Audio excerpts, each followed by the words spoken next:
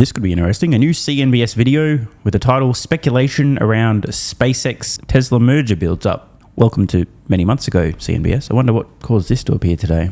There certainly has been plenty of speculation over the last few months. Welcome back. As we gear up for the SpaceX IPO next month, what are the odds of a SpaceX merger with Tesla? I'll take that one. Extremely high. Seema Modi has that story for us. Are people talking about this, Seema? They certainly are, Sarah. What we learned is that Elon Musk has engaged in thought experiments around folding Tesla into SpaceX's ecosystem, given the synergistic opportunities. That's according to people directly familiar with the matter who spoke to myself and digital reporter Laura Kolodny. Of course, it's always people familiar with the matter. Leaking information anonymously to the media. I'll never understand this. Why risk your career, your reputation, by leaking information to a major outlet like this? All I can say is I hope these leakers have never received nudes in their lives, or the entire fucking neighborhood and social circle has not just seen them, but also has copies. That said, I'm sure these alleged rumors would shock absolutely no one who's been paying attention. The synergies are real.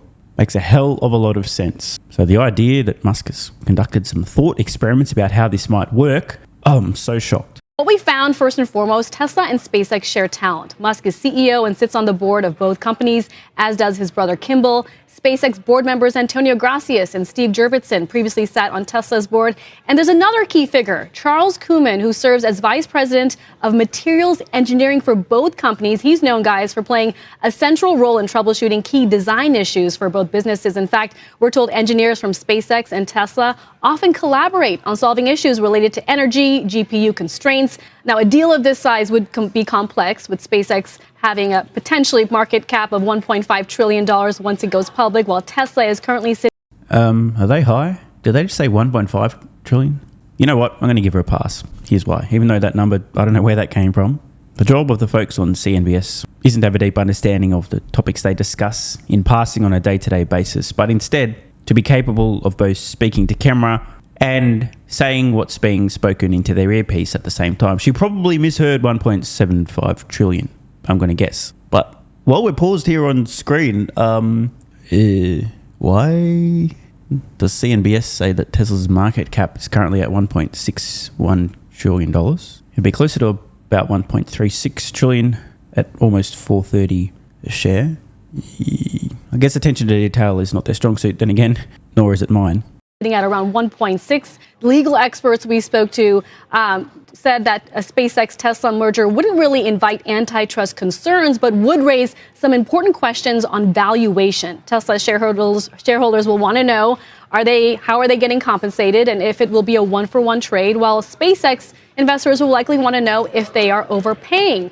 One thing is clear, Sarah and Carl, with Musk retaining 85% voting power in SpaceX, he's likely not going to receive a lot of pushback should he decide to pursue a merger, guys. I'm just thinking of all of the aspirational notes from Adam Jonas over the years where he would draw scenarios where you have Optimus robots working on the moon, you'd have the Boring Company drilling tunnels on the moon, things like that. Yeah, I mean, his empire is certainly widening, and the idea of cross-collaboration, to your point, Carl, is something that a lot of market participants have been brainstorming around. You just think about what SpaceX will be viewed at some point if Tesla is in the fold, because now you'll have rockets, satellites, social media, GPUs, as well as electric cars. I guess the question... If they were to merge, you may as well just call this thing Giga Corp. You have essentially everything of major note: energy, transport, AI, launch, the X platform, which is currently in the early stages of launching X money, going after global financial services, roughly a third of the global economy. The only massive opportunity not fully under that umbrella, as I record this, I'll get to that in a moment, would be in the genomics and human longevity industry. However, Musk has already flagged intent for the Optimus humanoid robot to get into healthcare. That is distinct from genetics, but not too far removed. And with the power of AI, I think it's probably only a matter of time before that would be folded into the mix as well. At that point, everything that matters would be under the one roof. Utterly absurd. The question would be why? Because, right, I mean, I guess... Now, this might be amusing. I don't want to be too hard on the anchor here, but again, it's not the job of the folks on CNBS to have a deep understanding of the companies they discuss for a few seconds every other week. And if you don't have a super deep understanding of what Tesla is and what SpaceX is, perhaps you may not even know that XAI, which acquired X, is now in SpaceX. You might be confused. What the fuck do rockets and electric vehicles have to do with one another? It's a shame David Faber isn't on the panel. He usually has a pretty good understanding, but let's see how they handle this one. It would be for balance sheet, to use the capital, but both of them have had seemingly a good reception from investors. Wow, that's certainly a question. Why would you merge these companies? For balance sheet? I could and have rattled off dozens of reasons. Let's think about some of them. SpaceX has publicly declared its intent to launch 1 million AI satellites, which require both AI chips, something Tesla has experience in designing and deploying, something SpaceX does not have experience in designing or deploying. Those satellites also require, wait for it, solar panels. Oh, and then there's the whole publicly announced Terafab collaboration between SpaceX, XAI, and Tesla. There's the use of Grok in Tesla products. There's Tesla's real-world data stream from the fleet of vehicles, an invaluable, necessary ingredient for artificial general intelligence, something that XAI would love to get their hands on. Got the ability to share talent between companies. Got the Optimus humanoid robot, which would be quite handy in both building out a base on the moon and Mars. Both Tesla and SpaceX have and need access to AI compute, and gigantic AI computers need big fucking batteries, which Tesla happens to make. Tesla has a fleet of, call it 10 million vehicles today, that again in the publicly announced macro hard project would be quite valuable acting as human emulators while they're not operating as vehicles. I could keep going all day, but I think you guys might get the point. There's enormous numbers of reasons for these two companies to become one. There are so many synergies and overlaps, enormous cost savings to be had, massive improvements in efficiency. Never mind, from a leadership point of view, how many roles could be merged, and importantly, think about the amount of time that Elon Musk spends every quarter just for a Tesla earnings call. Now imagine he has two publicly traded companies. Double the earnings calls, double the bullshit, double the wasted time. Now look, it's fun as an investor to have an earnings call and for Musk to be present, but it's not the best use of his time, far from it. The only reason for the earnings calls is because they are a legal obligation. Musk's time would be much better spent doing almost anything else at his companies. Anyway, rant over, let's get back to CNBS. When it comes to they have access to capital. Well, again, I think there's one area for collaboration with a lot of the engineering talent from SpaceX and Tesla already working together on troubleshooting some of the issues that they face at hand when it comes to power constraints, sourcing, compute. But the other thing is, as we saw in the S1, there are performance-based metrics that Musk must achieve in order to get that special performance bonus. He has to get the market cap of SpaceX to $7.5 trillion. A merger would get him to around $3.5 trillion. And also, of course, one. Oh boy. Now I have a confession to make, guys, in case you haven't already figured it out. I'm, in fact, retarded. Straight up fucking retarded. If you want proof, just go look at my 2030 production estimates for Tesla from about 2020. But even I, as a total fucking retard, would not go as far as to make the mistake of thinking that in the event that SpaceX and Tesla would emerge, there wouldn't be a proportional adjustment to Musk's performance-based awards that were tied to market capitalization milestones to account for the new valuation of the combined entity. Jesus, bro, come on. What the fuck are they thinking? Oh, wait, they're not thinking. Here's how my retard brain would imagine this would work. Let's say, just hypothetically, it's a merger of equals, both companies 50-50 in a merger. That would mean that all of the market capitalization milestones would then be doubled. What I find so crazy is that this has gone to air. I mean, maybe she's going to go, oh, hang on, actually, that doesn't make sense. But keep in mind, again, the person in the earpiece saying shit, she's not really thinking through this herself. She's just saying what they're telling her to say. Think about how fucking ridiculous this would be, though. If you could just acquire your way to reaching the market cap milestone for your compensation award. Bro! Okay, so they were off on the SpaceX market cap at the intro and the Tesla market cap, and now maybe they just have an issue with understanding market capitalizations. Holy fuck, dude. Million inhabitants on Mars, but there's that. Yes. Lofty goal. I'll tell you the other thing that's kind of interesting is the reminder almost on a daily basis now about the value of Starlink, which we now know is a huge part of SpaceX's success. Today it's about... To be fair, we knew before the S1 filing it was a huge part of SpaceX's financial success. They've been disclosing the number of customers, and anyone can find out how much it costs to get Starlink as a customer. It's not that hard to get a pretty good ballpark of the kind of revenue that Starlink's doing and its rate of growth.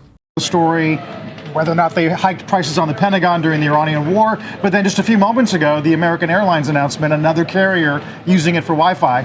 And Carl and Sarah, I think that S1 really provided that level of insight on just how profitable and how much money is coming in with Starlink. In fact, one of the sources I spoke to as we were gathering information around this specific story on a possible merger was, would Musk consider a spinoff of Starlink, given the success we've seen of spinoffs over the past 2 years, whether it's I'd say the odds of this occurring would be something approaching 0.000000000042069%.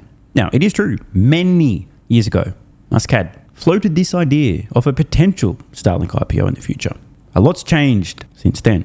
If I recall correctly, a lot of the reasoning behind this possibility of a future Starlink IPO was to allow investors access to the money printer that is Starlink. However, since SpaceX, which currently includes Starlink, is going public, that solves that fucking problem. No need for a separate Starlink IPO. It'd be kind of insane to spin this out as a totally separate entity and to IPO that as well. Bonkers. More complexity, more headaches. 3 publicly traded companies for Musk to have to deal with and all the bullshit that comes along with that.